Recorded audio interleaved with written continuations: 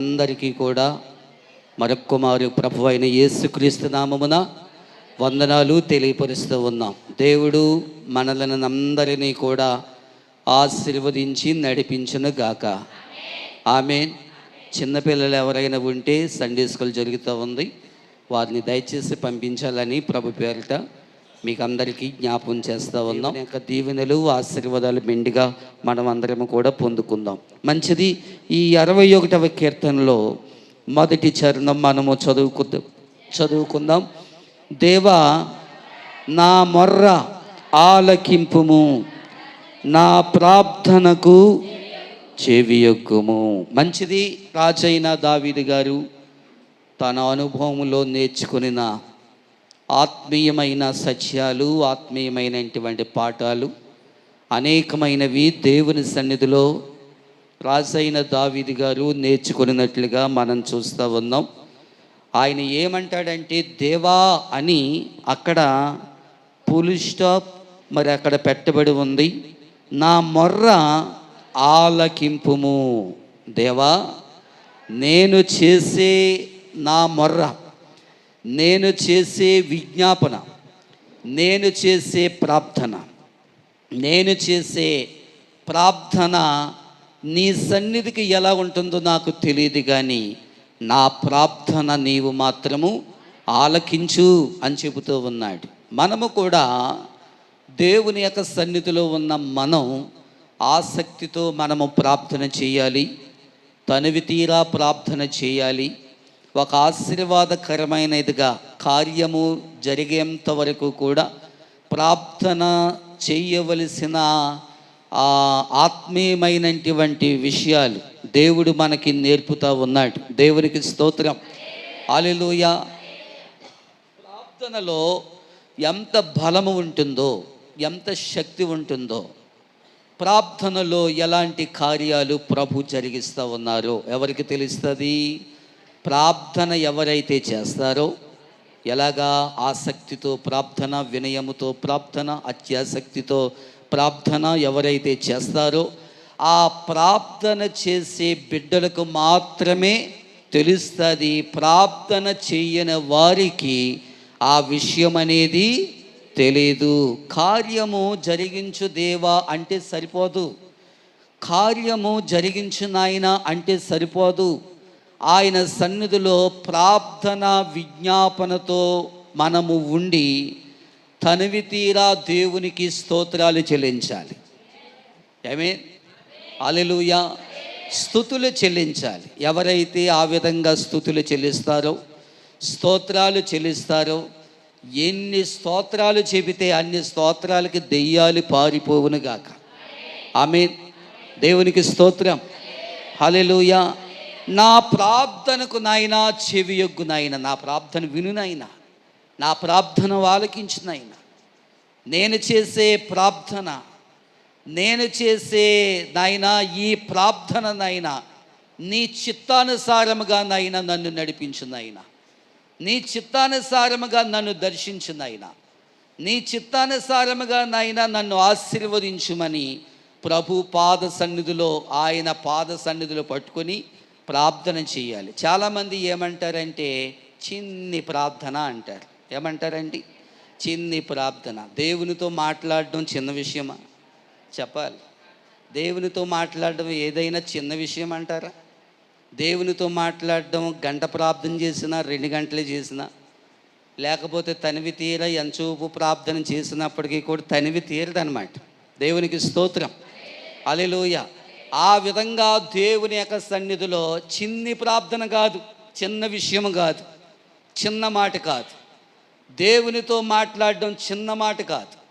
ఆయనతో మాట్లాడాలి, ఆయనతో పెనుగులాడాలి, ఆయనతో నేను సహవాసం చేయాలి, ఆయనతో నేను ఉండాలి అన్న ఆసక్తి పరులకు మాత్రమే ఈ ప్రార్థన విలువ తెలుస్తుంది.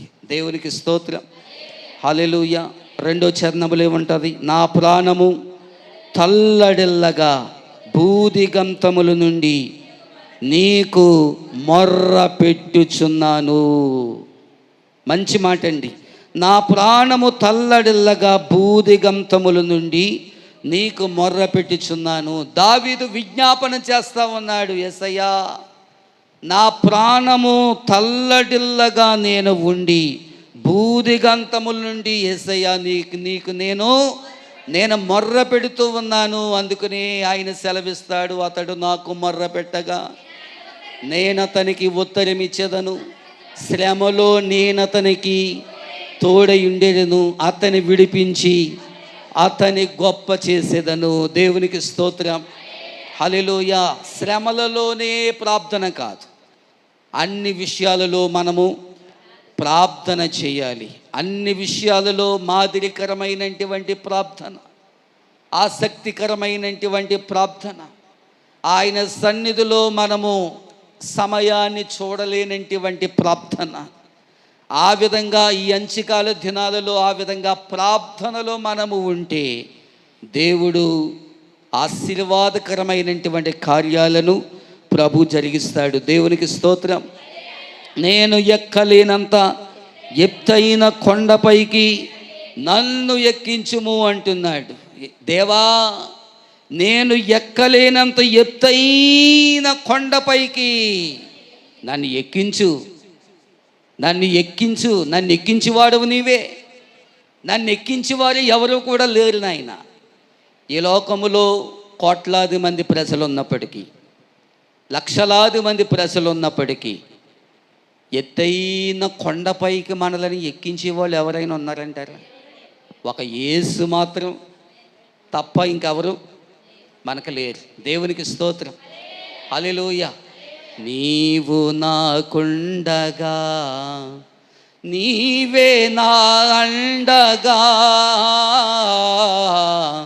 నీవు నాకుండగా, నీవే నా అండగా, నీవే నా నీవే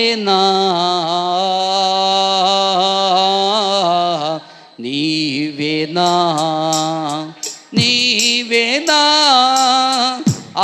ఆత్మదాహము తీర్చిన వెల్బడిల్చిన బండవు, కొండలపైకి కొదువతోనేదో కుమిలెదనా, కొదువతోనేదో కుమిలెదనా, కలవరపడిని కొండల వైపు నా కల్లులెత్తుదునా,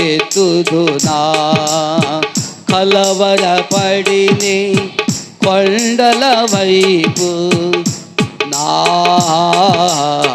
కల్లులెత్తుదునా, కొండలపైకి కొదువతోనేదో కుమిలెదనా, కొదువతోనేదో కుమిలెదనా, కలవరపడిని కొండలపైకి నా కల్లులెత్తుదునా. హల్లెలూయా, హల్లెలూయా.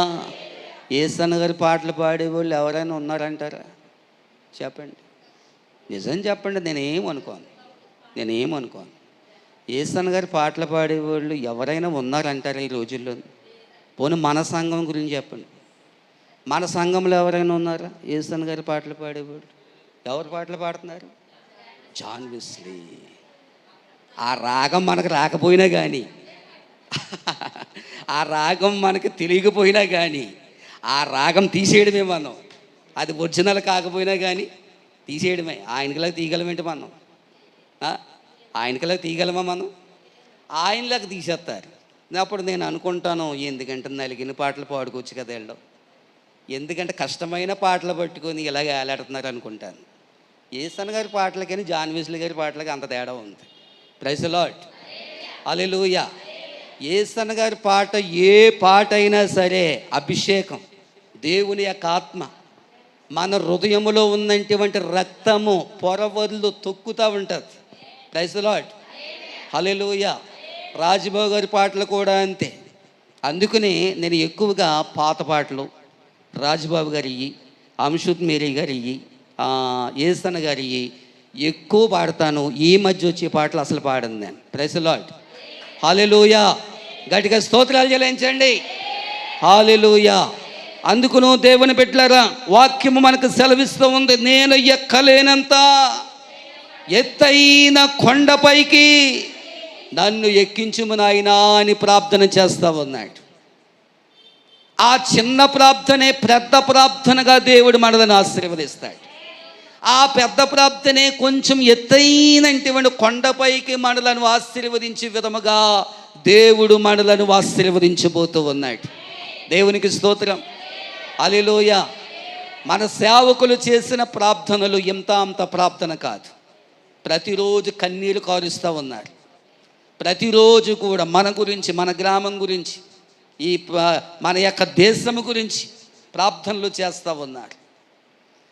మనము కొద్ది శాతం మాత్రమే ప్రార్థన చేస్తూ ఉంటే, మన సేవకులు చేసిన ప్రార్థనల ద్వారా మనలను దేవుడు ఒక ఆశీర్వాదకరమైన స్థితికి తీసుకుని వచ్చేసాడు. దేవునికి స్తోత్రం. హల్లెలూయా. ఎక్కలేని ఎత్తైన కొండపైకి నన్ను ఎక్కించు నాయనా అని దావీదు ప్రార్థన చేస్తూ ఉన్నాడు. దావీదు చేసే విజ్ఞాపన ప్రార్థన, దావీదు చేసే విజ్ఞాపన యొక్క ఆయన స్తుతులు, ఆయన ధ్వని, మనము కూడా ఒక దావీదు వలె ప్రార్థించి, దావీదు వలె ఒక విజ్ఞాపన చేసి దేవుని యొక్క ఆశీర్వాదములను, దీవెనలను మెండుగా మనం అందరము కూడా పొందుకుందుము గాక. ఆమేన్. దేవునికి గట్టిగా స్తోత్రాలు చెల్లించుదాం. హల్లెలూయా. హల్లెలూయా.